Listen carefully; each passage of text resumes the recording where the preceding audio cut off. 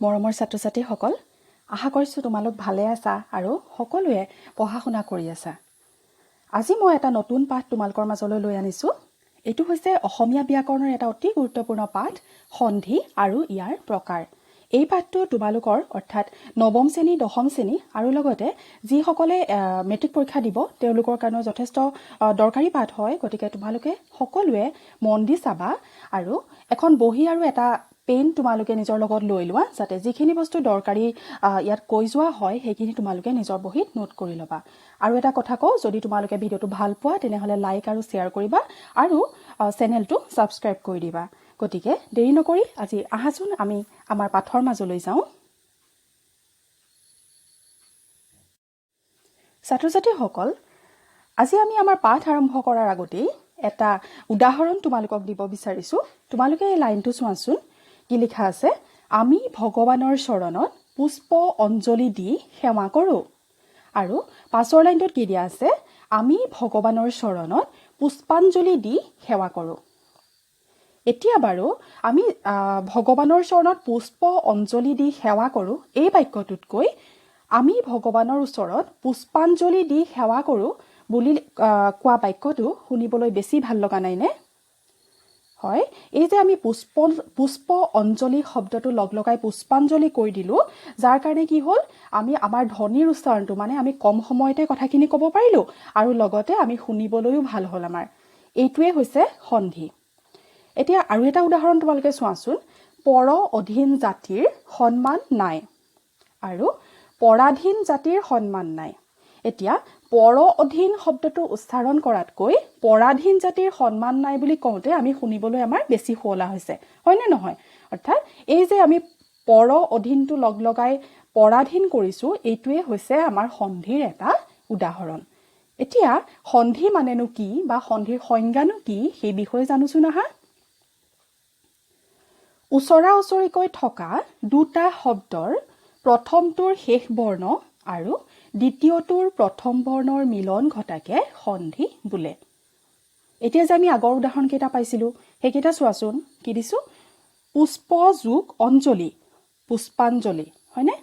ইয়াত প্ৰথম শব্দটোৰ কি কৈছে? শেষৰ বৰ্ণ। এতিয়া প্ৰথম শব্দটোৰ শেষৰ বৰ্ণ কি? পুষ্প, প বুলি কওঁতে আমি কি উচ্চাৰণ কৰিছোঁ? অ উচ্চাৰণ কৰিছোঁ, হয়নে নহয়? আৰু দ্বিতীয় শব্দটোৰ প্ৰথম বৰ্ণ অৰ্থাৎ কি? অঞ্জলি, অঞ্জলি শব্দৰ প্ৰথম বৰ্ণটো কি? অ। গতিকে অ আৰু অ যোগ হৈ কি হৈছে? আ। তাৰমানে পুষ্প যোগ অঞ্জলি হৈ কি হৈছে? পুষ্পাঞ্জলি। ঠিক সেইদৰে আৰু এটা আমি সন্ধিৰ উদাহৰণ চাব পাৰোঁ, কি? পৰ যোগ অধীন। এতিয়া পৰ বুলি কওঁতে পৰ বুলি কওঁতে কি হৈছে? ৰ মানে অ উচ্চাৰণ কৰিছোঁ, হয় নহয়? শেষৰ উচ্চাৰণটো কি কৰিছোঁ? অ। আৰু অধীন শব্দটোৰ প্ৰথম বৰ্ণটো কি আছে? অ। গতিকে অ আৰু অ লগ লাগি কি হৈছে? আ। গতিকে পৰ যোগ অধীন, পৰাধীন।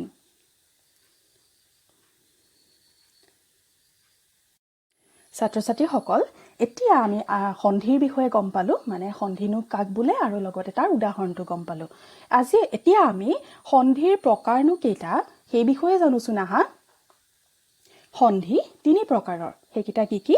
স্বৰ সন্ধি, ব্যঞ্জন সন্ধি আৰু বিসৰ্গ সন্ধি। আজি আমি আমাৰ পাঠত স্বৰ সন্ধিৰ বিষয়ে আলোচনা কৰিম।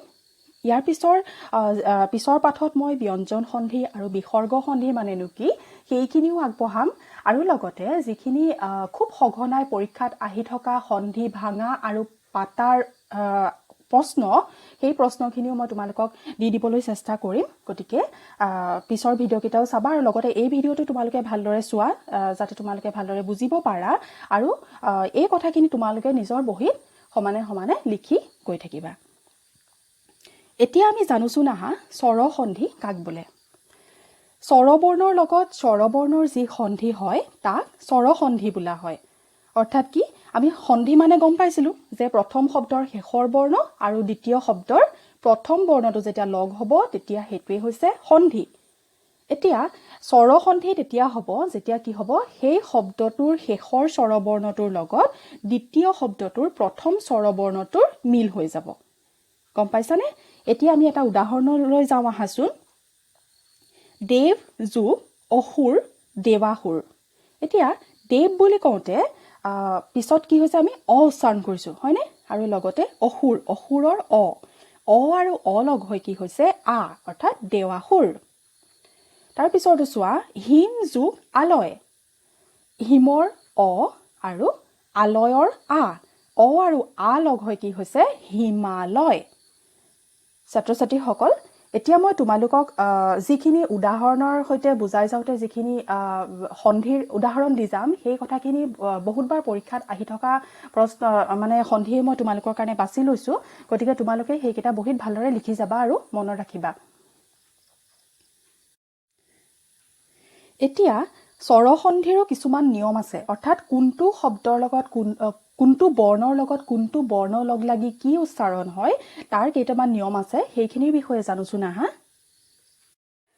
এতিয়া স্বৰসন্ধিৰ নিয়মৰ প্ৰথমটো কি আছে চোৱা অ যোগ অ সমান আ অৰ্থাৎ অ আৰু অ যেতিয়া লগ হ'ব তেতিয়া আমাৰ উচ্চাৰণটো কি হ'ব আ নীল যোগ অচল এতিয়া নীলাচল নীল লৰ উচ্চাৰণটো কি হৈছে তলত যে লিখি দিছো চোৱা অ আৰু অচলৰ অ আৰু অ লগ লাগি হৈছে আ গতিকে কি হৈছে নীলাচল ইয়াৰ পিছৰটো চোৱা অ যোগ আ সমান আ এতিয়া মেঘ যোগ আলয় মেঘৰ একেবাৰে শেষৰ উচ্চাৰণটো কি হ'ব অ আৰু আলয়ৰ আ আৰু আ লগ লাগি হৈছে কি আ মেঘালয়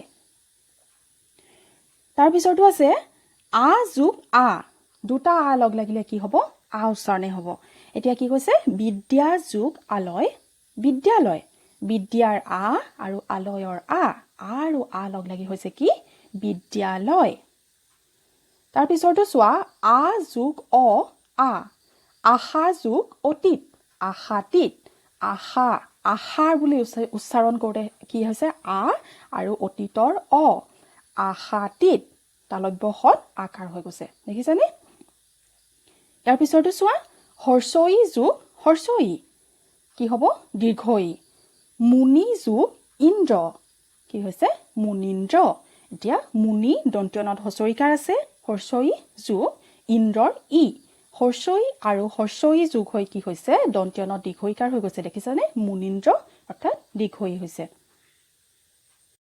ইয়াৰ পিছৰটো চোৱা হৰ্ষই যোগ দীৰ্ঘই সমান কি হৈছে দীৰ্ঘই অৰ্থাৎ পৰি যোগ ইক্ষা পৰিৰ হৰ্ষই ৰত হৰ্ষইকাৰ আছে দেখিছানে হৰ্ষই যোগ ইক্ষাৰ দীৰ্ঘই এই দুটা লগ লাগি কি হৈছে দীৰ্ঘই অৰ্থাৎ ৰত দীৰ্ঘইকাৰ হৈ গৈছে পৰীক্ষা তাৰপিছৰটো আছে দীৰ্ঘই যোগ দীৰ্ঘই সমান দীৰ্ঘই মহি যোগ ইছ সমান মহিষ এতিয়া মহি হত দীৰ্ঘইকাৰ আছে হয় নাই দীৰ্ঘই যোগ ঈশ্বৰ দীৰ্ঘই আৰু দীৰ্ঘই যোগ হৈ কি হৈছে দীৰ্ঘই অৰ্থাৎ মহিষ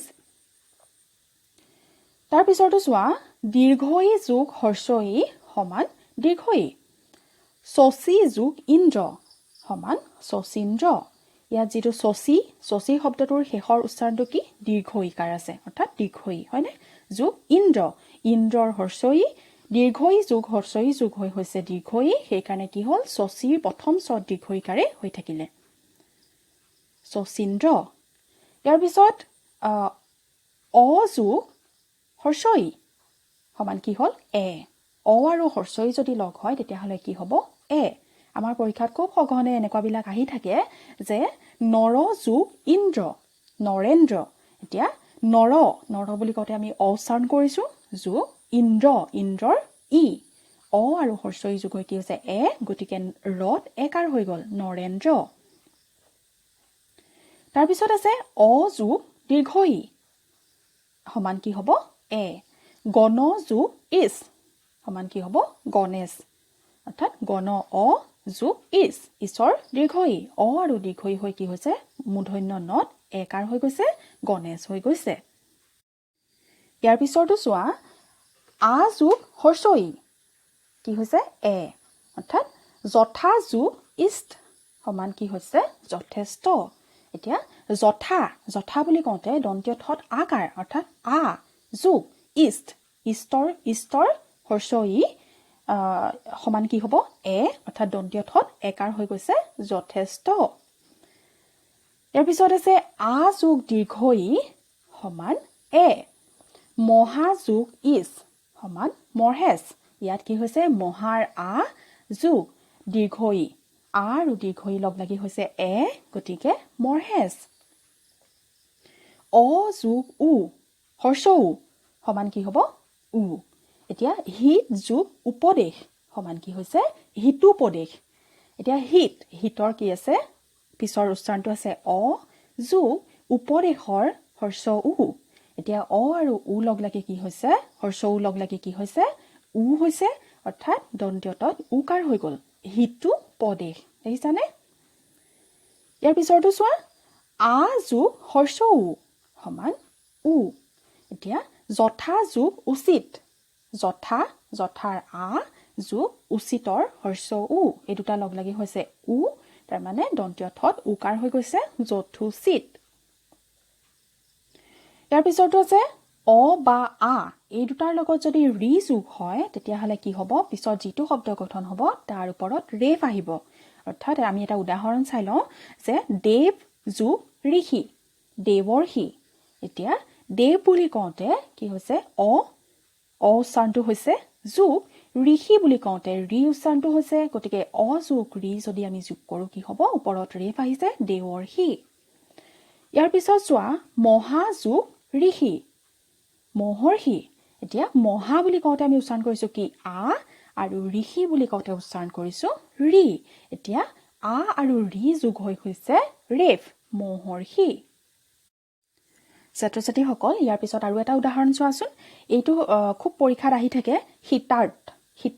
হিতাৰ্থটো এতিয়া কেনেকৈ হ'ব হিত যোগ ৰিত অৰ্থাৎ কি হৈছে অ যোগ ৰিত অ আৰু ৰিত যদি যোগ হয় আৰ্ত তেতিয়াহ'লে কি হ'ব হিত যোগ ৰিত হৈ কি হৈছে হিতাৰ্থ ইয়াৰ পিছত যদিহে ক্ষুধা আৰু ৰিতটো চাওঁ তেতিয়া কি হ'ব ক্ষুধাৰ্ত অৰ্থাৎ ক্ষুধাৰ আ যোগ ৰিত তেতিয়াহ'লে কি হৈছে আৰ্ট ক্ষুধাৰ্ত ইয়াৰ পিছৰ উদাহৰণটো চোৱা অ যোগ এ কৰিলে কি হয় ঐ জন যোগ এক জনৰ অ আৰু একৰ এ অ আৰু এ লগ হৈ হৈছে ঐ সেইকাৰণে দন্ত্যনত ঐকাৰ হৈ দুটা শব্দ যুক্ত হৈ গৈছে অৰ্থাৎ জনৈক হৈ গৈছে দেখিছানে তাৰপিছত যদি চোৱা অ যোগ ঐ তেতিয়া কি হ'ব ঐ মত যোগ ঐক্য সমান মতৈক্য এতিয়া দন্ত্যতৰ অ আৰু ঐক্যৰ ঐ অ আৰু ঐ লগ হৈ দন্ত্যতত ঐকাৰ হৈ গৈছে দেখিছানে ইয়াৰ পিছৰ উদাহৰণটো চোৱা হৰ্ষই যোগ অ কি হ'ব জকাৰডাল আহিব এতিয়া উদাহৰণ এটা চাওঁচোন আহা যদি যোগ অপি যদ্যপি এতিয়া যদি উচ্চাৰণ কৰোঁতে শেষৰ বৰ্ণকেই দন্ত্য দত হস্ৰইকাৰ আছে হয় নাই হস্ৰই যোগ অপিৰ অ হস্ৰই আৰু অ যদি যোগ হৈ যায় তেতিয়াহ'লে কি হৈছে চোৱাচোন দন্ত্য দত জকাৰ হৈ গৈছে যদ্যপি হস্ৰই যোগ আ এইটো কি হয় একেই জকাৰেই হয় তাৰ এটা উদাহৰণ চোৱা ইতি যোগ আদি সমান ইত্যাদি ইতি দন্ত্যতত হস্ৰইকাৰ আহিছে অৰ্থাৎ হস্ৰই উচ্চাৰণ হৈছে আৰু আদিটো কি হৈছে আ হস্ৰই আৰু আ যোগ হৈ কি হৈছে দন্ত্যতত জকাৰ আহি গৈছে আৰু আকাৰ আহি গৈছে দেখিছানে ইতি যোগ আদি ইত্যাদি তাৰপিছত হস্ৰই যোগ এ তাতো একেই জকাৰেই হৈ যাব উদাহৰণটো চোৱা প্ৰতি যোগ এক এতিয়া দন্ত্যতত হস্ৰইকাৰ মানে হস্ৰই যোগ একৰ প্ৰথম বৰ্ণটো কি এ হস্ৰই আৰু এ যোগ হৈ কি হৈছে দন্ত্যতত জকাৰ আহি গৈছে প্ৰত্যেক ছাত্ৰ ছাত্ৰীসকল গতিকে আজি আমি এইকেইটা স্বৰবৰ্ণৰ নিয়মৰ বিষয়ে আলোচনা কৰিলোঁ তোমালোকে বহুত বেছি ভয় খাব নালাগে তোমালোকে মাত্ৰ এই উদাহৰণকেইটা আৰু লগতে নিয়মকেইটা নিজৰ বহীত লিখি ল'বা আৰু দুই এবাৰ ভালদৰে প্ৰেক্টিছ কৰিবা পঢ়ি চাবা ইয়াৰ পৰা তোমালোকৰ আহিব লগা পৰীক্ষাত মই আশা কৰিছোঁ বহুতখিনি সুবিধা হ'ব আৰু ইয়াৰ পিছৰ যিখিনি পাঠ হ'ব মই আগতেও কৈছোঁ যে বিসৰ্গ সন্ধি আৰু ব্যঞ্জন সন্ধি এই দুটাৰ বিষয়ে মই তোমালোকক দি দিম আৰু লগতে যোৱা কেইটামান বছৰত HSLC পৰীক্ষা অৰ্থাৎ মেট্ৰিক পৰীক্ষাত সন্ধিৰ বিষয়ে কেনেকুৱা ধৰণৰ প্ৰশ্ন আহিছে সেই বিষয়ে মই তোমালোকক নেক্সট ভিডিঅ'টোত দি দিম গতিকে আশা কৰিছোঁ তোমালোকে আজি স্বৰসন্ধিৰ বিষয়ে ভালদৰে পঢ়ি বুজিব পাৰিলা আৰু এই কথাকেইটা তোমালোকে মনত ৰাখিবা ভালদৰে পঢ়া শুনা কৰিবা আজিৰ পাঠটো ইমানতে সমাপ্ত কৰিছোঁ ধন্যবাদ